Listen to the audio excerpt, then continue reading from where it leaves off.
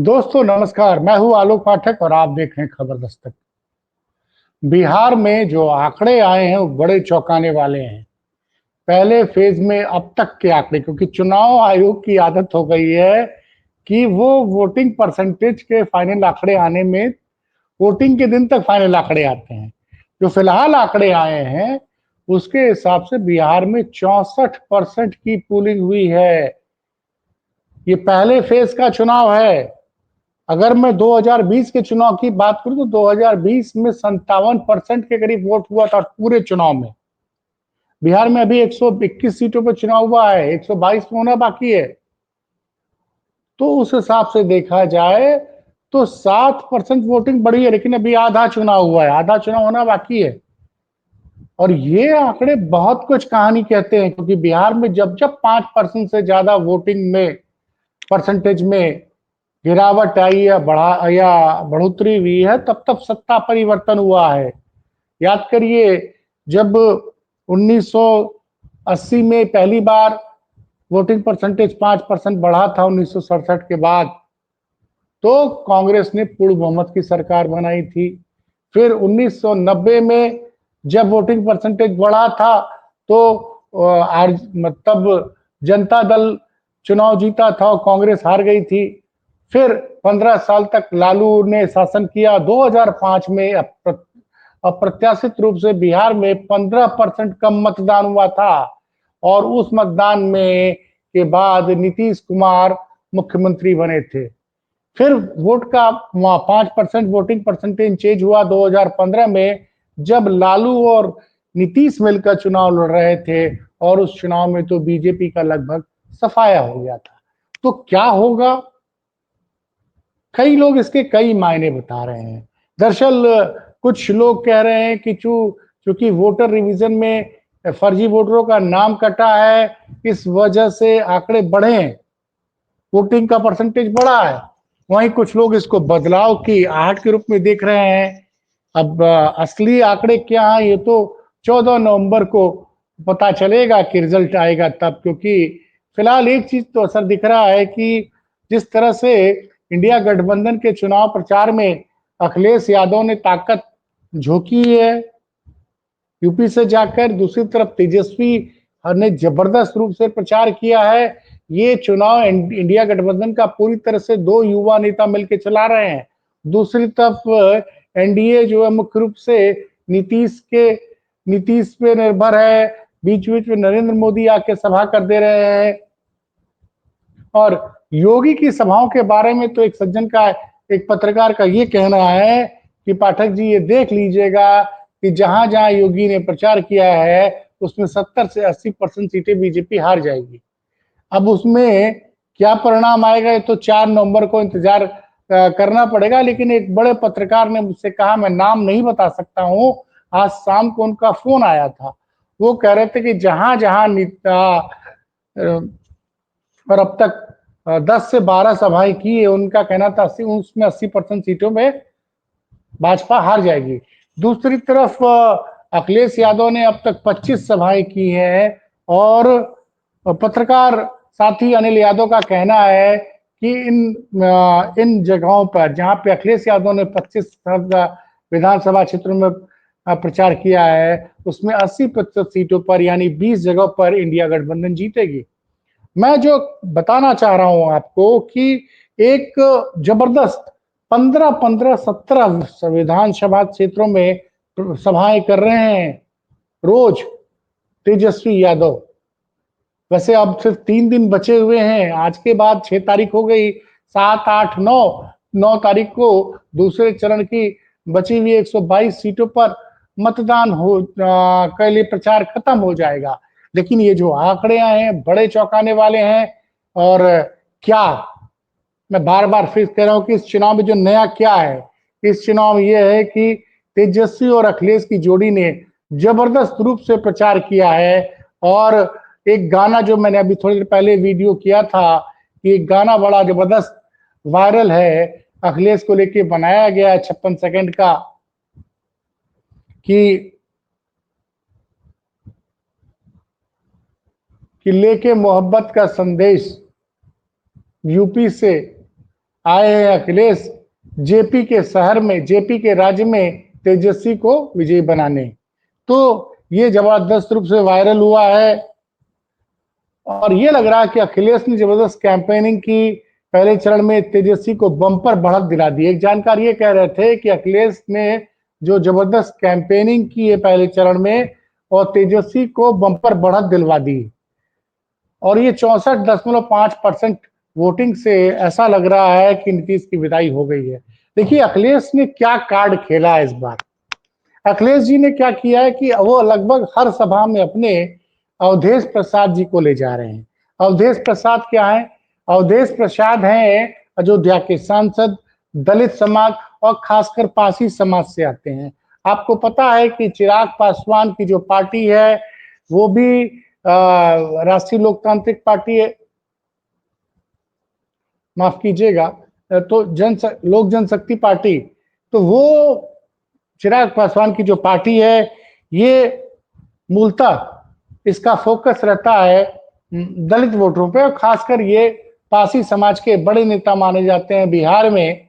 और वह पिछली बार क्या हुआ था? पिछली बार जो फैक्टर, क्या फैक्टर है ये पता चलेगा नतीजा आने के बाद। पिछली बार तेजस्वी ये माफ कीजिएगा चिराग पासवान की पार्टी एनडीए से अलग लड़ी थी और ये करीबन 5 से 6% वोट ले जाने में कामयाब हुए थे, जिसकी वजह से जेडीयू की सीटें घटकर 43 आ गई थी और सबसे बड़े दल के ऊपर रूप में भी पिछली बार आरजेडी उभरी थी, लेकिन वो सत्ता से सिर्फ 15,000 वोटों के चलते वो 10 सीटों का अंतर रह गया था।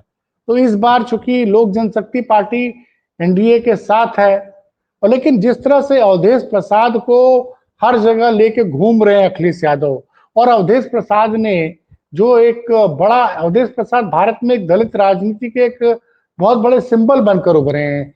अयोध्या में आपको याद होगा कि लोकसभा चुनाव में सामान्य सीट है, अयोध्या की सीट सामान्य सीट है, वहां पर अखिलेश यादव ने अवधेश प्रसाद को उतारा जो वहां से उस अयोध्या से जो पहले नाम फैजाबाद था वहां के 9 बार के विधायक रह चुके थे। तो वो उतरे और सामान्य सीट पर उन्होंने भारतीय जनता पार्टी के लल्लू सिंह को लगभग 60,000 वोटों से हराया था। तो एक दलित मायावती के बाद, काशीराम के बाद उत्तर भारत में एक बड़े दलित आइकॉन बन के उभरे हैं अवधेश प्रसाद जी। हर सभा में जा रहे हैं और अखिलेश जी उनका परिचय करा रहे हैं और आपने देखा होगा कि लोकसभा में भी अखिलेश जी अपने साथी, पहली रो में अखिलेश जी और राहुल जी दोनों लोग अपने बीच में अवधेश प्रसाद को बैठा के बैठते हैं। तो एक दलित वोटर को साधने के लिए जो एक अभिनव प्रयोग किया है अखिलेश यादव ने, वो बिहार में कामयाब होता दिख रहा है, क्योंकि अभी तक जो अति पिछड़े थे और महादलित थे वो पूरी तरह से एनडीए के पक्ष में जाते थे। अब उसमें कुछ अगर कुछ परसेंट वोट भी अगर तेजस्वी की तरफ या इंडिया गठबंधन की तरफ आ गए तो ये मान के चलिए कि 14 तारीख के को तेजस्वी की पार्टी को या इंडिया गठबंधन को जबरदस्त बहुमत मिलेगा और अखिलेश के इस त्याग की बड़ी चर्चा हो रही है। त्याग कैसा? इसलिए कि बिहार में समाजवादी पार्टी एक भी सीट पर चुनाव नहीं लड़ रही है और बिहार में जब जातिगत आंकड़े आए थे उसमें यह पता चला था कि बिहार में दलित, पिछड़े और अल्पसंख्यकों की आबादी लगभग 85% के करीब है। और जो उत्तर प्रदेश में जो तमाम सांसद तमाम जातियों के जीते हैं, सोचिए पप्पू निषाद जीते थे, उनको लेके गए हैं। प्रिया सरोज एक महिला एमपी हैं, वो गई हैं प्रचार करने के लिए। इकरा हसन एक बड़ी महिला मुस्लिम चेहरा बनकर उभरी हैं, भारत की राजनीति में एक कैराना से सांसद बनी हैं, वो भी पहुंची हैं। और अब तो सुनने में आ रहा है कि अंत के 3 दिनों में डिम्पल यादव भी उत्तर प्रदेश में प्रचार करेंगी। कुर्मी वोटरों को प्रभावित करने के लिए लालजी वर्मा को भेजा अखिलेश यादव ने। भूमिहार वोटरों के लिए राजीव राय की लगे हुए हैं, ब्राह्मण वोटरों को साधने के लिए बलिया के सांसद सनातन पांडे हैं और गाजीपुर से कई बार के विधायक ओम प्रकाश सिंह भी लगाए गए हैं और मुस्लिम वोटरों पे ज्यादा स्पेशल असर डालने के लिए अफजाल अंसारी, जो लगातार पिछले 2 बार से गाजीपुर से सांसद हैं, वो भी प्रचार कर रहे हैं। तो फिलहाल एक केमिस्ट्री जो दिख रही है इंडिया गठबंधन की, या ये उसका असर है? क्योंकि देखिए, मैं कोई बहुत बड़ा भविष्यवक्ता नहीं हूं जो मैं बता दूं, लेकिन ये अनुमान लगाया जा रहा है कि जब जनता बड़ी संख्या में वोट डालने आती थी, कि 2 चीजें होती है, या तो जनता जब वोटिंग से दूर हो जाती है, जैसे हुआ 2005 में कि सीधे 15% वोट कम पड़ा। नतीजा क्या हुआ कि 15 साल बाद लालू और राबड़ी चुनाव हार गए थे और नीतीश कुमार मुख्यमंत्री बने थे। और नीतीश के मुख्यमंत्री बनने के बाद 20 साल बाद पहली बार ऐसा हो रहा है। अभी ये पहले दौर का मतदान खत्म हुआ है आज। उसमें जो आंकड़े हैं वो पिछली बार का एवरेज था 57%। अभी तक का जो चुनाव आयोग का आंकड़ा है, जब मैं रात को 12 बजे करीब ये वीडियो रिकॉर्ड कर रहा हूं, तब ये 64% का है।